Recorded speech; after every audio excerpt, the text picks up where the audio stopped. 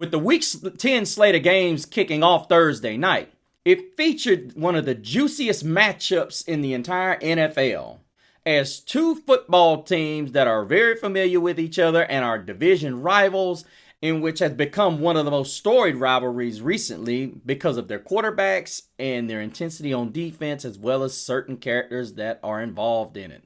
Who are the two teams and how would this game play out on Thursday night? Stay tuned to find out on Gridiron Gab Pro Style.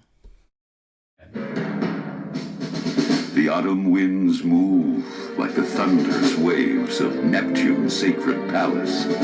And here, amongst the blackened soil, lies the ragged hands, worn, torn, and callous. They await with cunning and vicious prowess, for the warriors have returned.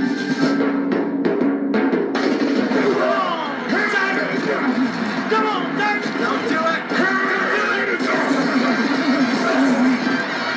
Woo! No way! Woo! 85!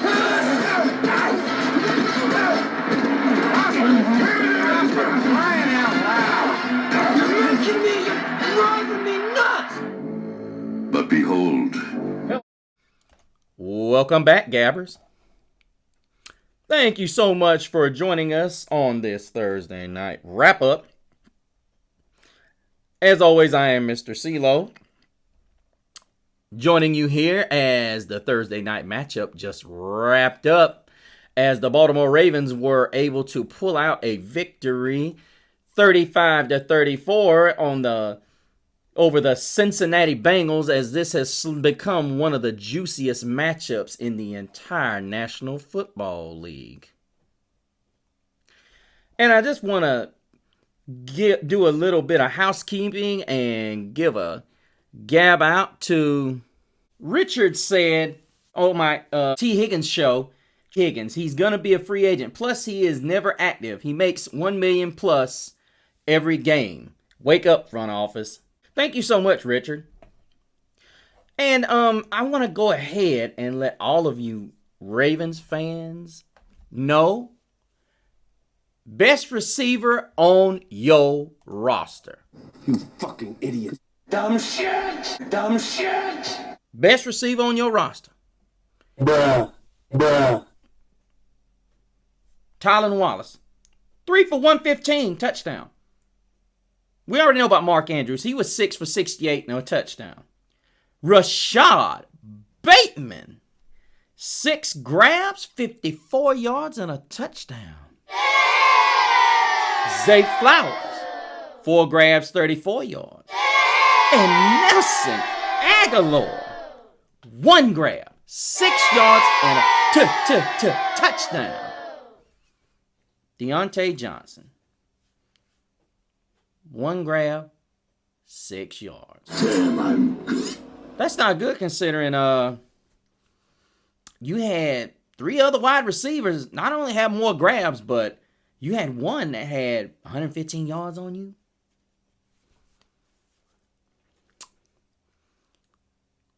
What happened to all of that that's never proven himself?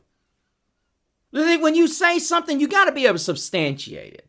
Now, I'm not going to give you guys the benefit of calling you out by name. You know who you are.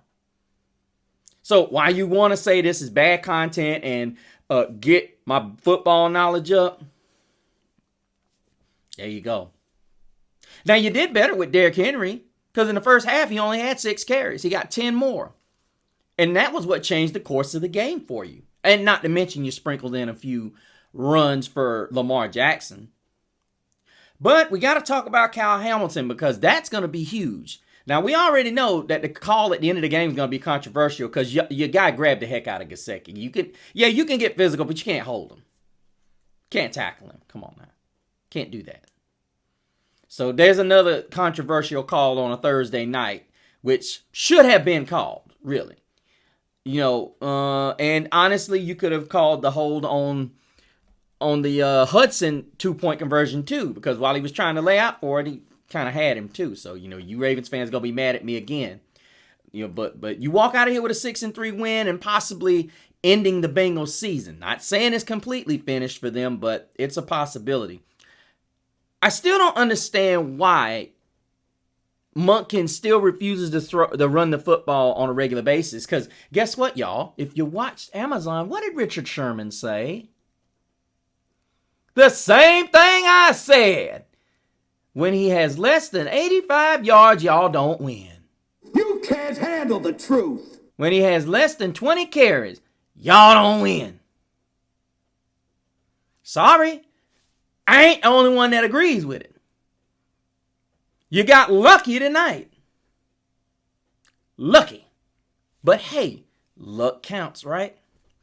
Lamar Jackson, 25 of 33, 290 yards, 4 touchdowns. I'm going to say it like this. If he gets into a habit of doing what he did against the Bengals tonight, that ain't going to work in the playoffs.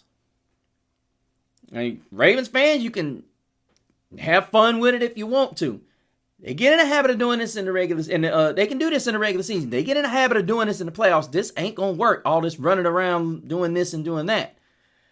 You got to get rid of the ball. And Monken's going to have to run this football more. I don't know why he is obsessed with saying, I am not going to run the football. I don't understand. I'm really trying to understand, but I cannot wrap my head around it. Because Henry ended up with 4 yards a carry. 4 yards a carry, you guys, just in case you didn't know. 4, 4, 4. 12 yards, first down.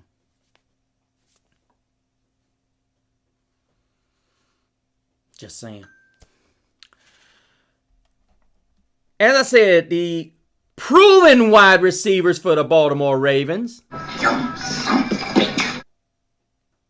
See, you need to watch my content because guess what? I might be small, I might be young, but I'm still experienced enough to know what your team does well. As I said, you didn't need wide receivers. Joe Burrow, 34-56, 428, 4 touchdowns, was sacked 3 times, but he did a great job manipulating that Baltimore Raven defense. I thought he was phenomenal. If somebody like Chris Canty wants to come back and say he didn't do enough, guess what? That's a guy that doesn't know football. Burrow did everything he could. Only thing is he missed about 2 throws that could have been the difference in the game. And just to show you how the NFL works, that Tylan Wallace touchdown, it's a matter of inches. You know, I can't remember which safety it was for the Bengals. If he keeps running hard, he possibly makes that play. But he was inches from finishing that play. And it turned out to be a big difference maker. Joe Burrow missing that throw to Hudson, even though he got held a little bit. That's part of the game. There was times he missed Jamar Chase open. You got to make those plays against teams like Baltimore. Those are championship teams. These are championship opportunities. You can't miss them. You got to make them. They cost you. Jamar Chase, 11 catches, 264 yards, and just a magnificent 3-yard touchdown grab in the back of the end zone. That was just damn. You can't say anything else about it. Jamar Chase is just. He's just Jamar Chase. He's just one of those dudes that you just hope he doesn't get you. But he does. He's just one of those guys, he gets you. And yeah, he did. And the thing is, the Ravens, you play that type of defense, guess what? Sometimes it works, sometimes it doesn't. Sometimes you get called for illegal contact or holding, and sometimes you don't. Chase Brown also had 9 catches for 52 yards. Tanner Hudson, 6 grabs, 42 and a touch. Gesicki had 4 for 30. And, this was a great game as always. It's always one of those games that comes down to the wire. But the big story in this one is that star safety Kyle Hamilton left this game. His foot was in a boot. And there's no word on it. He left the game, if I recall, in the first or second quarter. It was early, and he didn't come back. He came back in a boot. But this is huge for the Ravens. They were able to pull the victory out, despite him not being in this game. But I'm gonna be honest with you. This is going to be a hard fix for the Ravens to finish this season. Hopefully, it's not anything major because, as I said, I know Kyle Hamilton from the University of Notre Dame days. He does a lot of wonderful things for this Ravens defense, and I remember hearing either Kirk Herbstreit or Al say he's Mr. Everything. They base this defense around his skill set, and they really, truly do. Whether he's manning up guys, whether he's blitzing, or whether he's playing rover, whatever you want to call it. But Raekwon Smith had 12 tackles on the night, and needless to say, the Ravens defense is, I would have concerns because they're doing a decent job stopping the run. The problem is like they said, they're last in passing. So that's got to be fixed. So I'm assuming what they're doing is they're basically saying, hey, they're doing what they always do. They load the box up, make you block. They send more guys than you can block and make you decide which one is the one you're going to block. But once again, an excellent matchup against the Bengals and the Ravens. Like I said, this was a game that could have went either way. I still think, like I said, the Ravens are trying to make Lamar Jackson a passer. It's going to bite him eventually. You got out of here with one game where Henry didn't run for over 75 yards and didn't have over 20 carries. Are you going to tell me I'm wrong now? Because you squeaked by. And if the official calls that hold there, you lose. Yeah. So, and the question begs for the Bengals, what do we do next? You're not done yet. You're 4-6, but you're running out of time. Now you've got to win the rest of them. And I'm going to put it to you like this. Ravens fans, you ain't going to like what I got to say, but right now Pittsburgh is better than them. But both teams get an extra 3 days off. Hamilton gets a chance to heal up. Joe Burrow was nicked up quite a bit. And the Bengals need to go back and figure out what they did wrong. Burrow had some throws that he missed tonight that he's going to want back. Jackson's going to have some things he's going to want to look at. But ultimately, it was a great game. Let me know what you guys think, Ravens fans. Hit me down in the comments. And I want you guys that commented saying Deontay Johnson was a big deal. You had a receiver that went over 100 yards. There wasn't Deontay Johnson.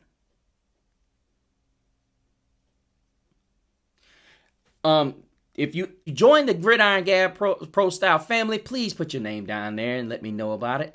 Also, go to the webpage, go to the Facebook page. Let me know what you think of the show. Also, give me ideas. Go to the go to Instagram and hit me up at Mr. CeeLo. But until the next time, same Gab channel, same Gab platform.